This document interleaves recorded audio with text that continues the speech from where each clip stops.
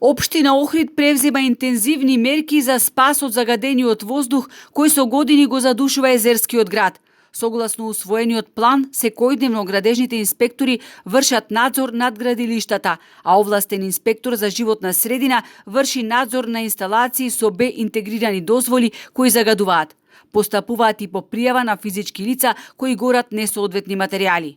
Сообраќајот и ложиштата со цврсто и течно гориво предизвикуваат најголемо загадување, посебно во зима. Ако веќе сме го детектирали огромното торбо, затоа што таа е реалноста, ние имаме дури дупло повеќе или 3 пати повеќе во лето оптеретеност и на сообраќај и присуство на жители, па немаме ние проблем со загаденоста, што значи дека дефинитивно е детектиран од страна на експертите начинот на кој што се греат домакинствата и веројатно со една државна стратегија гасификацијата би била едно од решенијата. Сепак податоците покажуваат енормно загадување на нашата воздушна бања. Континуирано во вечерните и раните утрински часови има многу високо ниво на канцерогени PM10 честички, чија концентрација некогаш е над 300 микрограми на метар кубен, а концентрацијата на уште поопасните PM2,5 честички достигнува до 180 микрограми на метар кубен. Состојбата со воздухот во Охрид не е нова, мислам, таа датира многу одамна.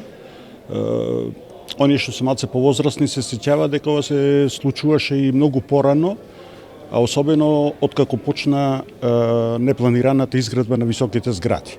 Значи, тие згради или тие градби кои што се проектира и се изградија во првите редови или најблиску до брегот на Охридското езеро го спречува она воздушно движење кој што доаѓаше од езерото према градот. Анализите кои во 2024 ги правеше Општинското одделение за заштита на животна средина покажаа дека во Охрид годишно во просек се губат 133 животи заради изложеност на загаден воздух.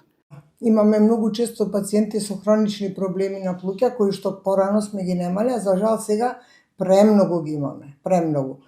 И сега, например, кога е воздухот загаден, ние место да речеме отворете врата да се прочисти и прозорец да се прочисти воздухот, ние викаме затворете за да не влезат тие штетни честички за да не влоши ситуацијата. Бидејќи Охрид во моментов нема услови за гасификација, покрај субвенционирањето на граѓаните за купување и поставување на клима уреди и сончеви колектори, се предлагаат и низа други алтернативни начини на загревање на домовите.